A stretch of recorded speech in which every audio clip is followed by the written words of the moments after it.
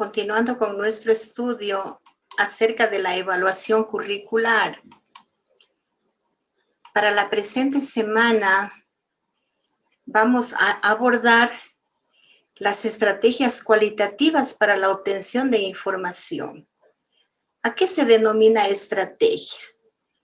Los autores consideran que una estrategia no es sino la técnica, método e instrumento que se utiliza para obtener información de carácter cualitativo.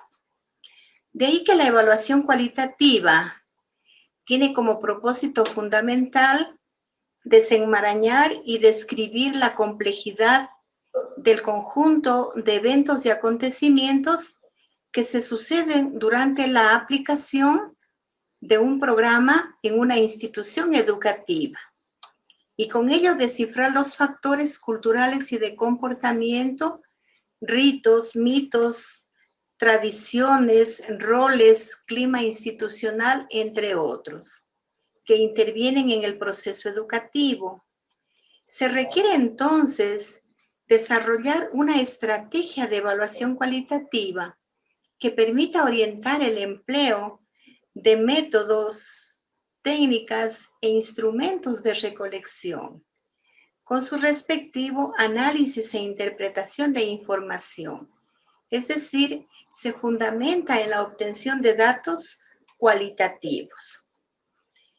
Estos métodos, técnicas e instrumentos de recolección de información comprenden fundamentalmente la observación, la aplicación de entrevistas y la consulta de diversas fuentes documentales, especialmente aquellas de circulación restringida y poco comunicables. ¿Pero qué es la observación? Los datos observacionales, esto es, la observación que se obtuvo a través de una sesión de observación, permiten fundamentalmente describir el escenario que fue observado, las actividades que se realizaron, la gente que participó y los significados que representa dicho escenario, las actividades y su propia participación en ella. Los datos observacionales constituyen una descripción muy detallada, de tal modo que permita saber qué ha ocurrido y cómo ha ocurrido. Es decir, le permite al lector integrarse en la situación, según Peyton, 1980. Existen diferentes métodos o técnicas para obtener información observacional. Así tenemos observación participativa, de campo, cualitativa, de campo. Sin embargo, todos ellos comparten la característica de estar en o inmersas en la situación social, con el propósito de elaborar un análisis cualitativo de dicho escenario. Peyton señala ventajas de realizar observaciones en los escenarios donde se lleva a cabo el programa en la institución. Así tenemos observar directamente las actividades y operaciones del programa, permite al evaluador comprender el contexto donde el programa opera. El tener una experiencia personal y vivida acerca del programa, es decir, involucrarse y pasar a ser ya actores del proceso. Tener información de primera mano a través de la experiencia directa. Además, esta observación sensibiliza al evaluador sobre los participantes y su propia participación en el programa. Además de la experiencia directa acerca del programa, le permite hacer este conocimiento personal e importante que le permite entender e interpretar el programa a evaluar. Asimismo, la observación según Wittok plantea la necesidad de seleccionar el diseño de la estrategia de observación, la situación a estudiar, el escenario en donde se efectúa la acción, un fragmento de la realidad a observar en ese escenario, un instrumento o combinación de instrumentos para registrar y guardar el segmento de la realidad bajo estudio, los procedimientos para observar, los sujetos que se han de observar o el contexto de la observación, los procedimientos de análisis apropiados para poder determinar el problema estudiado y obtener el registro, el método de comunicar los datos y la información extraída de la observación. Asimismo, se plantea características de la entrevista abierta, la cual no está sujeta a una guía, sino que permite conocer aquello que no puede ser directamente observable, en palabras de Taylor y Borgen. En la investigación cualitativa, las entrevistas deben caracterizarse por ser abiertas, dinámicas, flexibles, no directivas, no estructuradas y no estandarizadas. Es decir, un encuentro reiterado cara a cara entre el investigador, en este caso sería el evaluador, y los informantes. Encuentros dirigidos hacia la comprensión de las perspectivas que tienen los informantes respecto de sus experiencias, tal como lo expresan con sus propias palabras y entonación. La entrevista abierta también se la conoce como entrevista informal de tipo conversacional y puede llevarse a cabo de dos formas. La primera complementa la observación participativa y se plantea de modo espontáneo. La segunda es aquella basada en una guía personal, en un conjunto de puntos o tópicos que deben ser establecidos durante la entrevista. Y básicamente la guía permite asegurar que todos los puntos relevantes a tratar se cubran durante la entrevista, según Peyton, 1980. Es importante mencionar que la entrevista cualitativa permite obtener tres tipos de información muy valiosas para el desarrollo del estudio naturalista: historia de vida, autobiografía, acontecimientos y actividades que no pueden ser observados directamente, y un cuadro amplio de una gama de escenarios, situaciones o personas. La información documental. Cuando es necesario conocer los antecedentes históricos de la institución educativa, los sucesos que ocurrieron durante la planeación del programa institucional o los motivos que dieron origen a una determinada toma de decisiones, la entrevista se hace muy importante, puesto que las opiniones de los sujetos que vivieron estos procesos resultan ser de gran utilidad. Sin embargo, también es conveniente tener acceso y revisar los documentos confidenciales, las actas que se levantaron, reportes y trabajos sobre determinado tema o problemática en cierta época, constituyen fuentes de información cualitativa muy importante, según Stugel-Blin y Skinfeld.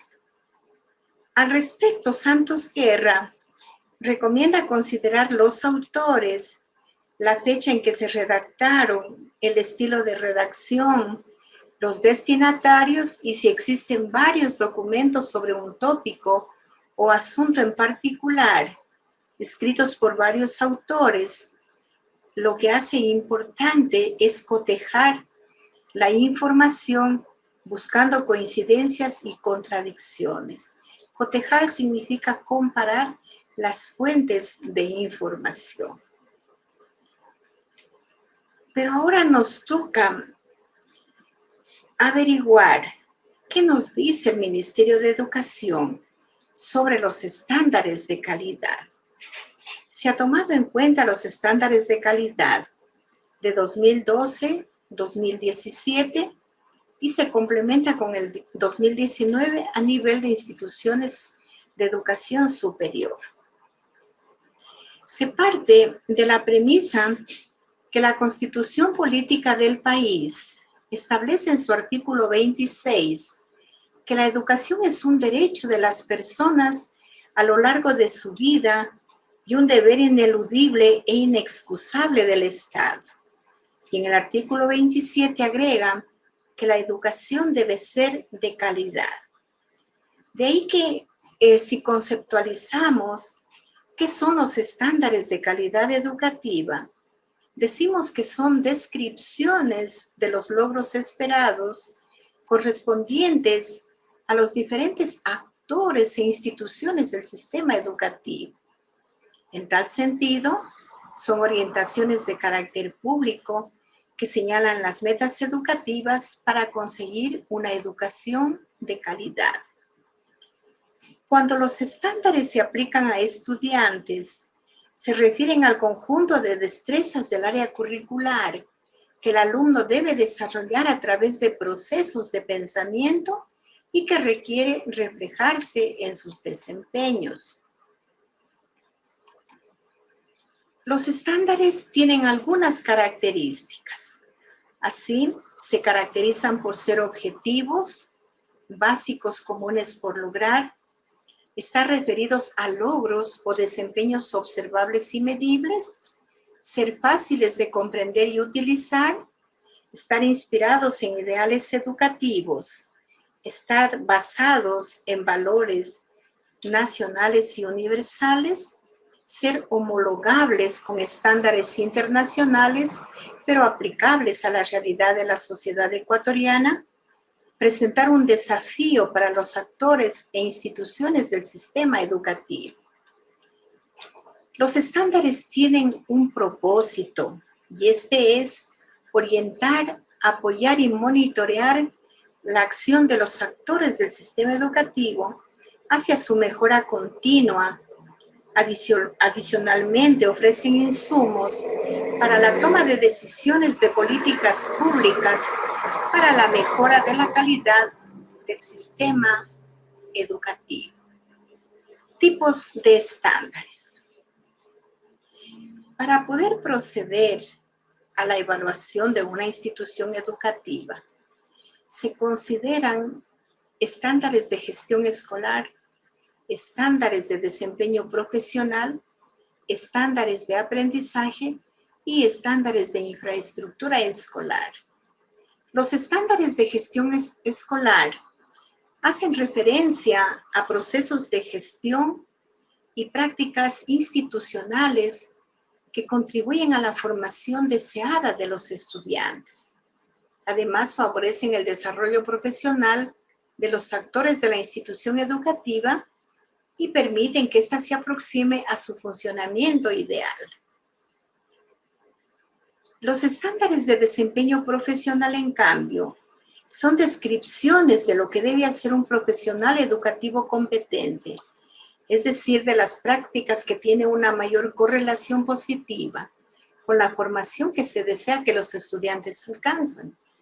Y los estándares de infraestructura escolar establecen requisitos esenciales orientados a determinar las particularidades que los espacios y ambientes escolares deben poseer para contribuir al alcance de resultados óptimos en la formación de los estudiantes y en la efectividad de la labor docente. Los estándares de aprendizaje se toma como parte de la evaluación microcurricular y son descripciones de los logros de aprendizaje que los estudiantes deben alcanzar a lo largo de la trayectoria escolar desde la educación inicial hasta el bachillerato. Dentro de estos estándares está el estándar de gestión escolar. Este tipo de estándares abarca los procesos de gestión y las prácticas institucionales que contribuyen a que todos los estudiantes logren los resultados de aprendizaje esperados. y que los actores de las instituciones educativas se desarrollen profesionalmente y que la institución se aproxime a su funcionamiento óptimo.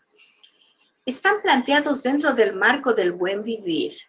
Se ha tomado esta referencia, puesto que en el plan Toda una Vida no se ha topado ninguno de este tipo de estándares. Respetan las diversidades culturales de los pueblos, las etnias y las nacionalidades. Aseguran la aplicación de procesos y prácticas institucionales inclusivas. Contribuyen al mejoramiento de la calidad de los procesos de enseñanza y aprendizaje.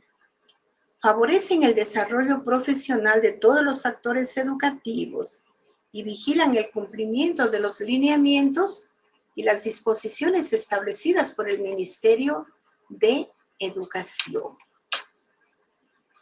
Los estándares de aprendizaje ya se estableció que son descripciones de los logros de aprendizaje y constituyen referentes comunes que los estudiantes deben alcanzar.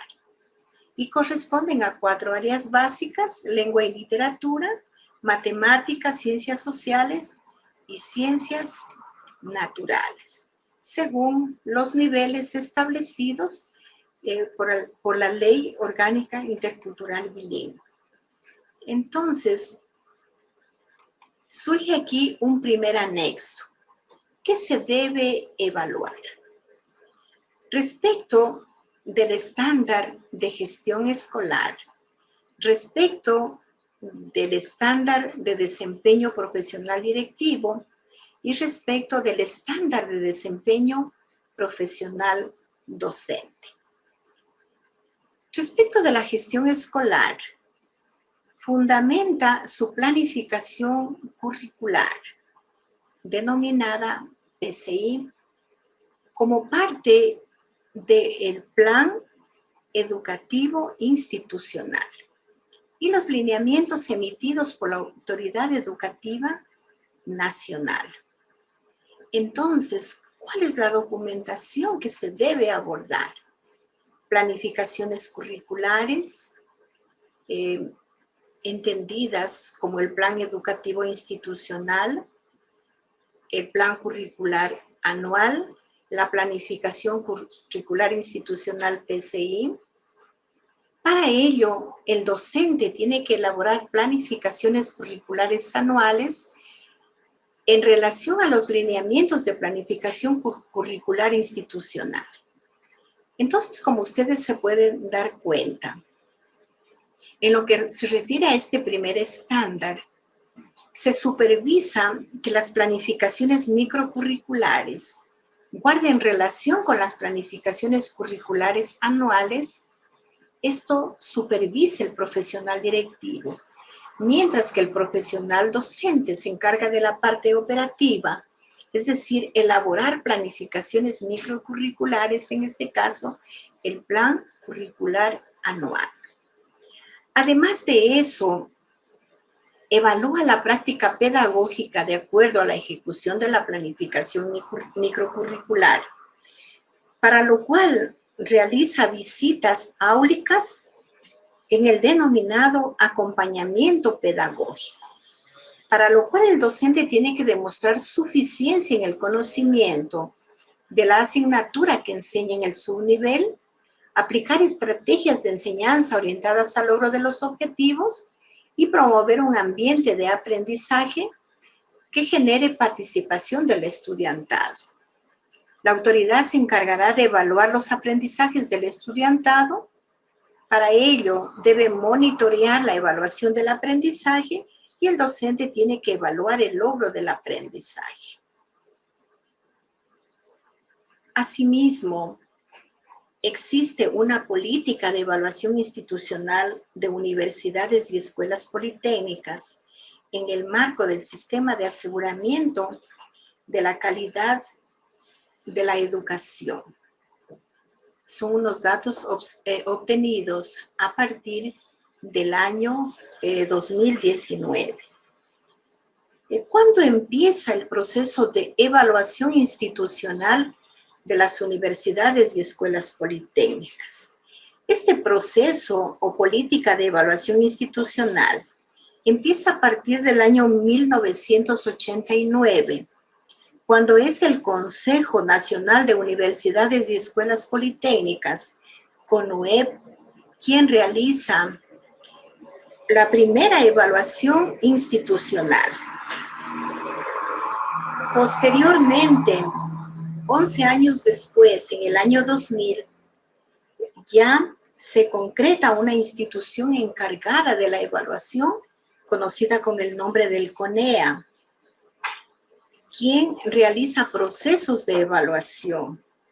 Más tarde, en el año 2011, se crea el Consejo de Educación de Aseguramiento de la Calidad de la Educación Superior, denominado CAACES, cuya vigencia tiene hasta el año 2018, en donde se crea la institución que tiene que ver con el aseguramiento de la calidad de educación superior. Por lo tanto, se crea el Consejo de Aseguramiento de la Calidad de Educación Superior, denominado CASES, en 2018. Entonces, mis jóvenes, en este cuadrito, ustedes pueden darse cuenta cuál fue el quehacer de estas instituciones.